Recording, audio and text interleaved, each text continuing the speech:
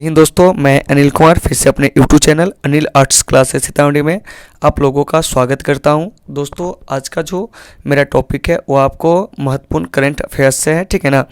तो इसके अंतर्गत हम लोग क्या करेंगे कि जो करंट अफेयर्स के प्रश्न होंगे उसका भी, और इसके अलावे जो उससे संबंधित परंपरागत प्रश्न होगा उसका भी हम लोग विश्लेषण करेंगे। तो आइए दोस्तों, इसे शुरू करते हैं। देखिए, पहला प्रश्न है, अभी हाल ही में प्रधानमंत्री नरेंद्र मोदी द्वारा स्वतंत्रता की 75वीं वर्षगांठ को समर्पित आज़ादी का अमृत महोत्सव कहाँ से शुरू किया गया है?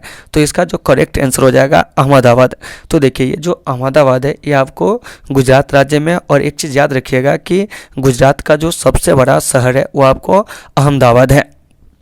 तो इसकी शुरुआत आपको 12 मार्च को की गई है। तो 12 मार्च जो है यह भारतीय इतिहास का एक ऐतिहासिक दिन है, क्योंकि इसी दिन 12 मार्च 1930 को महात्मा गांधी द्वारा अपने 78 अनुयायियों के साथ गुजरात के जो साबरमती आश्रम है वहीं से क्या हुआ था कि दांडी के लिए 24 दिनों की जो यात्रा हुई थी वह संपन्न हुई थी। तो कभी कभी प्रश्न कर लिया जाएगा कि दांडी यात्रा कितने दिनों तक चला था, और यह प्रश्न आपको 2020 के जो बीपीएससी का एग्जाम हुआ उसमें भी पूछा गया है, ठीक है ना।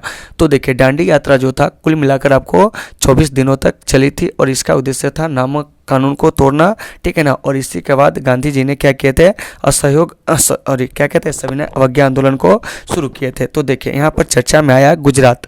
तो आइए जानते हैं गुजरात के बारे में। तो सबसे पहले गुजरात की राजधानी, तो देखिए गुजरात की जो राजधानी है वो आपको गांधीनगर है। यहाँ के जो मुख्यमंत्री अभी विजय रूपानी, वहीं गुजरात के जो राज्यपाल है आचार्य देवव्रत, और गुजरात का जो गठन हुआ था वो आपको 1 मई 1960 को। यहाँ जो लोकसभा की सीटें है वो आपको 26 है, राज्यसभा की जो सीटें हैं वो आपको 11 है, और विधानसभा सीटें जो है 182 है। और यहाँ का जो उच्च न्यायालय है उसको हम लोग गुजरात उच्च न्यायालय के नाम से जानते हैं। और यहाँ की जो राजकीय पक्षी है वो आपको ग्रेटर फ्लेमिंगो है, जबकि राजकीय पशु जो है एशियाई शेर है। तो इन सारे चीज़ों को आपको बढ़िया से क्या कर लेना है, देख लेना है, ठीक है ना। देखिए, दूसरा नंबर प्रश्न क्या कर रहा है कि अभी हाल ही में अंतर्राष्ट्रीय क्रिकेट में 10,000 रन बनाने वाली पहली भारतीय महिला बल्लेबाज बन गई है। तो देखिए, अंतर्राष्ट्रीय क्रिकेट में 10,000 रन बनाने वाली पहली भारतीय महिला बल्लेबाज जो बनी है वो आपको मिताली राज बनी है, ठीक है ना। और मिताली राज जो थे 1999 में क्या किए थे कि आपको अंतर्राष्ट्रीय क्रिकेट में पदार्पण किए थे, ठीक है ना। तो इनसे ज़्यादा अभी एकमात्र खिलाड़ी जो है उसका रन है वह है आपको इंग्लैंड के खिलाड़ी एडवर्ड्स, जिन्होंने 10,273 रन बनाया हुआ है, जबकि दूसरे नंबर पर जो है मिताली राज है। तो आपका प्रश्न कर रहा है कि हाल ही में अंतर्राष्ट्रीय क्रिकेट में 10,000 रन बनाने वाली पहली भारतीय महिला बल्लेबाज कौन बनी? देखिए, भारतीय महिला का रहा है, तो आपका जो आंसर हो जाएगा वो हो जाएगा मिताली राज, ठीक है ना। चलिए अब आइए, अब हम बात करते हैं प्रश्न संख्या 3 की। तो देखिए क्या कर रहा है कि अभी हाल ही में वर्ष 2020 के लिए मैथिली साहित्य के जाने माने किस साहित्यकार को उनके मैथिली कथा संग्रह गाछ रुसल अच्छी हेतु साहित्य पुरस्कार दिया गया है? तो आपका जो सही आंसर हो जाएगा वो हो जाएगा डॉक्टर कमलकांत झा। तो देखिए, साहित्य अकादमी पुरस्कार जो है साहित्य को बढ़ावा देने के लिए क्या हुआ था, भारत सरकार के द्वारा स्थापित हुआ था, ठीक है ना। तो देखिए, यहाँ से एक प्रश्न कर लिया जाएगा कि साहित्य अकादमी की स्थापना कब हुई थी? 1954 में, ठीक है ना। लेकिन यह पुरस्कार जो है आपको 1955 में पहली बार दिया गया था। तो कभी कभी प्रश्न ये भी कर लिया जाता है कि यह पुरस्कार कितने भाषाओं के लिए दिया जाता है? तो देखिए, ये जो साहित्य अकादमी पुरस्कार है वह आपको 24 भाषाओं में क्या होता है कि आपको प्रदान किया जाता है, ठीक है ना। ध्यान से सुनिएगा कि साहित्य अकादमी पुरस्कार 24 भाषाओं में प्रदान किया जाता है, ठीक है ना, जिसमें से आपको 8वीं अनुसूची में शामिल 22 भाषाओं के अलावे आपको राजस्थानी और अंग्रेजी भाषा को भी इसमें शामिल किया गया है। तो देखिए, यह एग्जाम में एक बार प्रश्न पूछा गया था कि साहित्य अकादमी पुरस्कार कुल मिलाकर कितने भाषाओं के लिए दिया जाता है? तो 24 भाषाओं में दिया जाता है, ठीक है ना। और इसमें 8वीं अनुसूची में जो शामिल 22 भाषाएं, उसके अतिरिक्त कौन सी 2 भाषाएं हैं?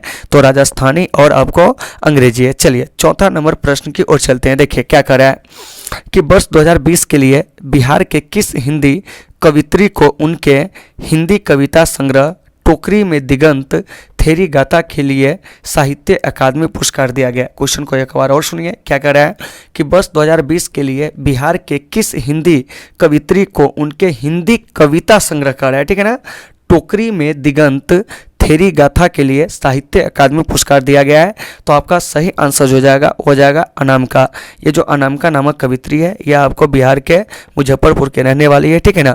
और यह हिंदी में कविता संग्रह के लिए साहित्य अकादमी पुरस्कार पाने वाली क्या है?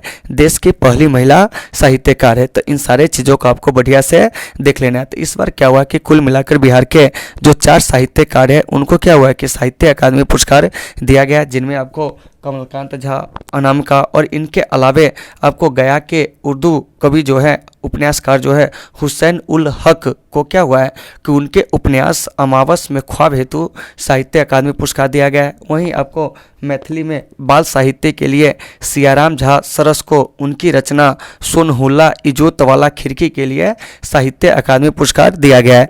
तो इन सारे चीज़ों को आपको बढ़िया से क्या कर लेना है, देख लेना है। अब देखिए, अब कर रहा है 5वां नंबर प्रश्न। हाल ही में घरेलू निवेश के प्रयासों को गति देने के लिए केंद्र सरकार द्वारा किस विशेष पोर्टल को लॉन्च करने की तैयारी है? तो यह तैयारी जो है आपको आत्मनिर्भर निवेशक मित्र के द्वारा है, ठीक है ना। तो इसका उद्देश्य क्या है कि घरेलू निवेश को क्या करना, प्रोत्साहित करना, ठीक है ना। तो इन सारे चीज़ों को आपको बढ़िया से देख लेना है, ठीक है ना। आपको क्या होंगे कि ये जो भी मतलब कि क्वेश्चन है, ठीक है ना, ये सारे आपको PDF में मिल जाएंगे। तो आप हमारे Telegram channel Anil arts classes Sitamarhi को ज्वाइन कर लीजिए, उसमें आपको ये सारे PDF मिल जाएंगे। चलिए, 6ठा नंबर प्रश्न क्या करा है कि हाल ही में कोरोना वैक्सीन की सप्लाई, ठीक है ना, एशिया प्रशांत क्षेत्र की सुरक्षा, जलवायु संकट आदि जैसे मुद्दों पर क्वाड नेताओं की वर्चुअल बैठक 12 मार्च 2021 को संपन्न हुई। इसमें भारत के अलावे कौन कौन से देश शामिल है? यानी कि यहाँ पे क्वेश्चन कर रहा है कि क्वाड में कौन कौन से देश शामिल है। तो देखिए, क्वाड में अमेरिका, जापान, ऑस्ट्रेलिया, ठीक है ना, ये सभी देश जो है वो आपको शामिल है। और क्वाड की जो स्थापना हुई थी वो आपको 2007 में हुई थी। और क्वाड का उद्देश्य जो है हिंद प्रशांत महासागर क्षेत्र में जो चीन की दबदबा बढ़ रही है उसको क्या करना, विराम देना। तो दोस्तों, मुझे उम्मीद है कि आपको ये सारे करंट अफेयर्स के जो प्रश्न हैं वो आपको समझ में आ गए होंगे। अगर आपको कहीं से कोई समस्या होती है तो आप कमेंट करें, आपकी हर समस्या का हम समाधान करने का प्रयास करेंगे। तो दोस्तों, आज की इस क्लास को यहीं पर विराम देते हैं, फिर मिलते हैं आपसे अगले क्लास में। जब तक के लिए आप सबों से सुविधा, take care all of you.